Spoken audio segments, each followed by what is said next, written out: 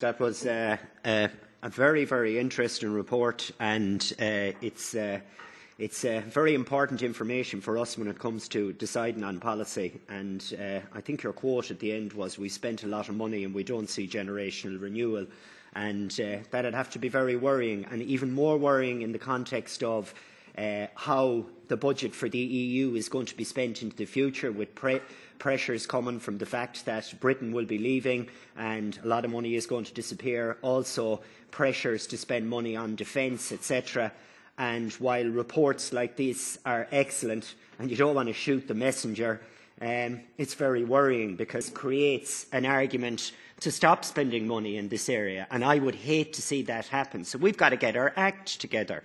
And one of the most hopeful things that I've seen since I've come in here is that, I don't know about the rest of the people in my group, but I find myself agreeing with people in groups like the EPP, etc., who regularly say, but they don't say it back home, the people in the EPP, that this money isn't divided up properly. It's going off to basically people like the Queen of England, etc., and that can't be justified. There's nothing unique about people who want to go into farming. They would like to make a living and they would like to survive. And if they got a price for their produce, obviously the EU can provide supports, financial supports, but there also has to be structural support and support when it comes to legislation to stop massive multinational supermarkets, etc., running riot and making lots of money out of the whole food chain, but the people at the bottom of the food chain making nothing. So that has to change, because if that doesn't change, you're not going to get people involved. I'm just wondering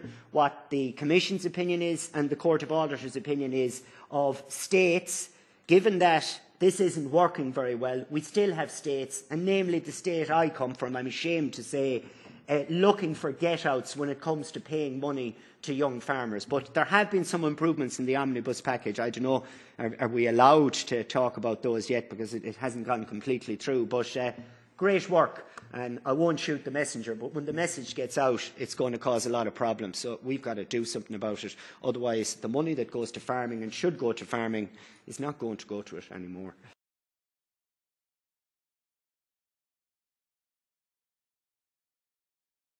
I'd like to welcome the report, a lot of good stuff in it, and also with reference to the last topic, the omnibus, I think there was good news in that on land eligibility, which will help people in this sector, definitely.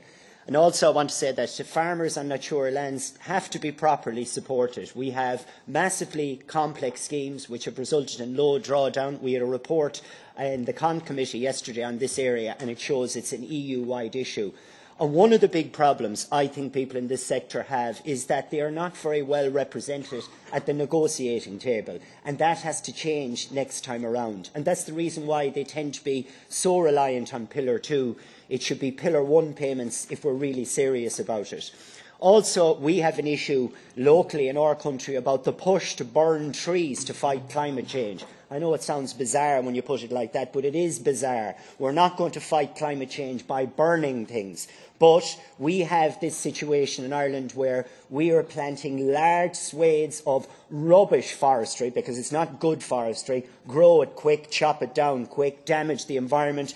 But the consequences of it are that people are being pushed out of these areas, people who are involved in sheep farming, the most sustainable form of meat production, and we should do whatever we can do to promote this. And one of those things is to try and stop this march of forestry. They provide economic activities in areas which otherwise would not have anything. And in particular in Ireland, they support the Irish language, because these areas are where the Irish language is surviving. And much in all, we obviously we want to do the best for the environment, we've also got to help people. And if we don't have people in these areas, we lose our culture and we lose the Irish language. Also, we have the bizarre situation where we're chasing after trade deals with New Zealand and Australia, where we cannot compete with the vast swathes of land, thousands of hectares, and then we end up with products on our shelves which are not like for like, which can't be compared as like for like, but are sold as like for like,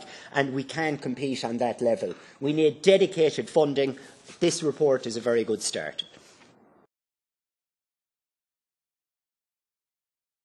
The first line in point 1 calls for an in-depth reform of the own resources system, including new own resources, and a variety of suggestions for basically a new power grab by the European Union. There is a very simple way to fill the gap that will be there by Brexit, and that is to increase the GNI contribution, if that's what we want to do. But the first thing you do before you put more water in a bucket is, and I think you know the song, is you fix the hole in the bucket. And at the moment, we are going to ask the people, the remaining people of the European Union, to fill this bucket, even though the hole in it leads to massive ranchers, people who get money from the Common Agricultural Policy that shouldn't. So before you go looking for more money and before you go looking to put more liquid in the bucket, fix the hole. And the hole is quite clear, and it's quite clear where it is. We also have the problem in Ireland in how GNI is calculated. It's calculated taking into account GDP. Now, you probably hear rumours, especially when they're talking about the economic collapse, that Ireland has massively recovered. Apparently we've recovered to the extent that the year before last our GDP growth was plus 28%. Now, that was described as leprechaun economics, and that's exactly what it was, because our economy really did not grow by that. I don't see people driving around in gold-plated cars. I see record homeless numbers. I see record waiting lists for hospitals. So when you're calculating this GNI, can we have something more realistic than GDP? Because GDP isn't about wealth. It's about goddamn propaganda and nothing else.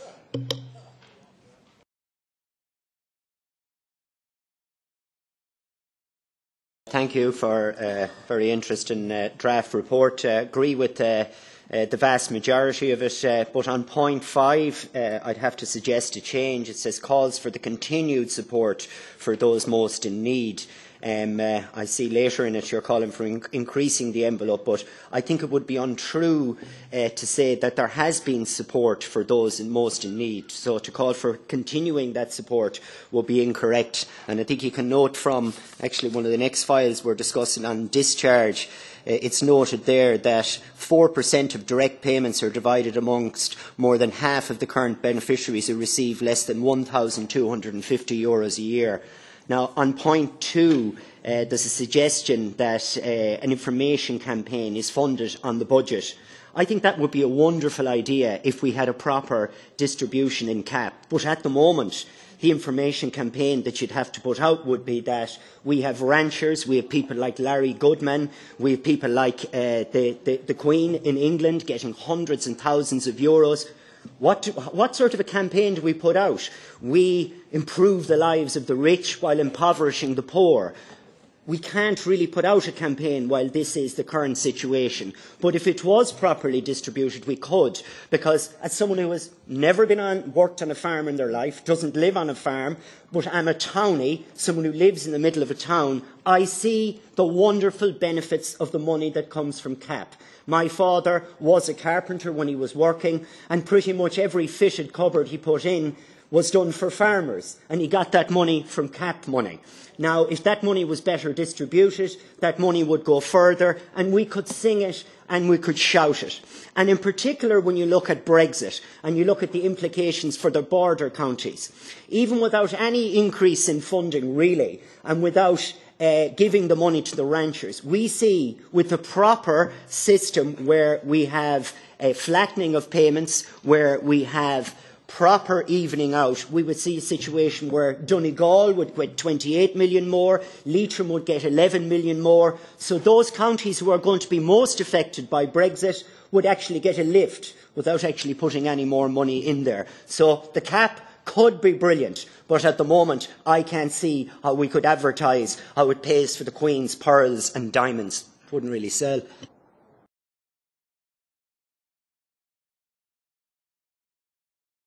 Thank you very much. Interesting presentation.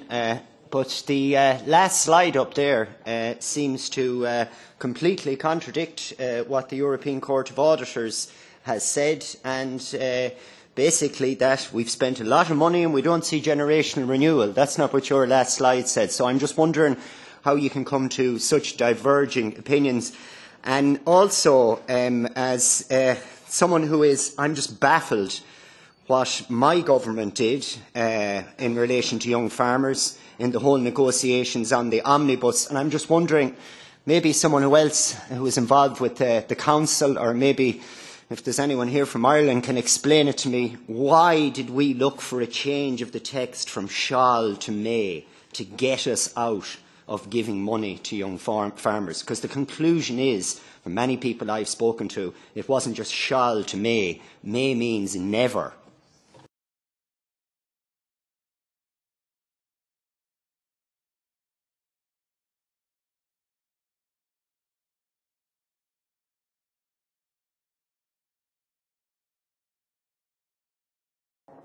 This is it's a massively interesting topic, and it's interesting for many reasons. One, because we regularly talk about refugee crisis and what we're going to do about it, and generally it is a reaction to what's going on.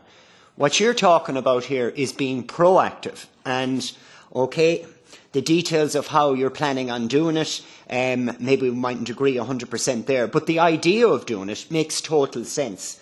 I come from a country, the Republic of Ireland, that has hemorrhaged people for hundreds of years now. 19 out of the 20 of my family and my wife's family had to emigrate to London. 100 years previously and before that, we had millions of people had to leave our island. And they didn't leave it because they didn't like the look of the scenery, they didn't like the weather, or they didn't like their neighbours. They left it because they had no choice.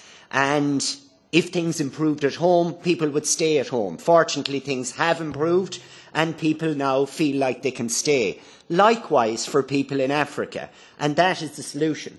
But what worries me is that when we have such an important presentation, that there's only 3 MEPs here. Is there any sort of a quorum system here in the European Parliament to make sure people turn up? Because this is twisted and sick, at 300 plus euros per day to turn up. It's wrong. It's bloody well wrong. Where are these people?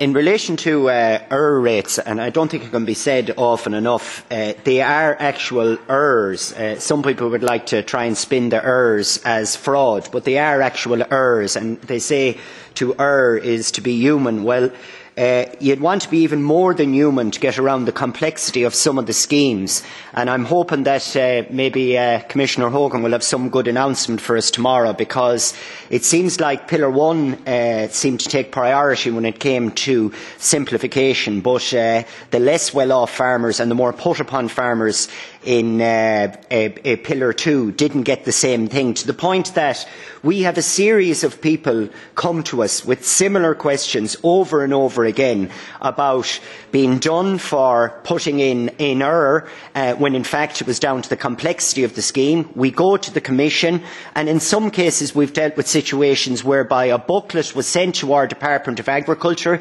explaining how the schemes work, yet by the time the booklet arrived at the farmers, the wording had changed. And this sort of stuff happens over and over again, and we are told then by the Commission, oh well, this is down to the member state. Well, this is not an individual case, this appears to be systemic. So I'm just wondering, what could the Commission do about that? Because farmers want to stay within the scheme, but they find it impossible. In fact, one particular individual who was there, a farmer, was asked by the Commission, why don't you talk to an advisor? And the schemes are so complex that your man answered, well, actually, I was an advisor up until a couple of weeks ago, and even I can't understand it. So when it comes to errors, it's down to the fact that the thing is so complex, and that needs to change. I'm always heartened when I come in here and I hear someone from a completely different political group to myself, politically the other end of the spectrum, Mr Zeller, constantly fight to change the situation whereby 80% of the money goes to 20% of the farmers. Well, I have news for you though, Mr Zeller. If you went to Ireland, you would be described as a communist. And I don't make that up. That comes from what was said during the last negotiations on CAP by John Bryan from the biggest farming organisation. He described the idea of convergence, the idea of flattening, and described the idea of digressivity as communism. Now, here's an interesting fact, and this is what you're up against. That man who referred to what you would like to see as communism was put down as the favourite to succeed now Commissioner Hogan in his seat in my Parliament. And he was made favourite for a reason, because they swing the same way.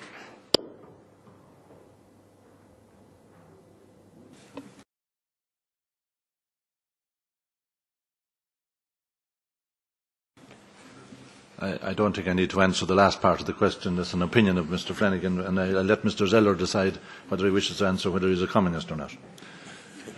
But in relation to changes in error rates and fraud, obviously fraud cases should be distinguished from simple errors, and I agree with Deputy Flanagan about that. And when we refer to error rates today, this is about errors, not about fraud. And we have shown today in the discussion already that we have a solid management and control system in the Common Agricultural Policy. And as reported by Olaf in its 2016 Commission report, there are very few fraudulent cases among CAP finance schemes and projects. And fraudulent irregularities over the last 5 years represent only about 0.11% of payments for agriculture, out of which only 0.03% for the European Agricultural Guidance Fund. So I think that that's a fairly good record by any standards. In relation to the simplification of the policy, I agree with Deputy Flanagan that we have to do a lot more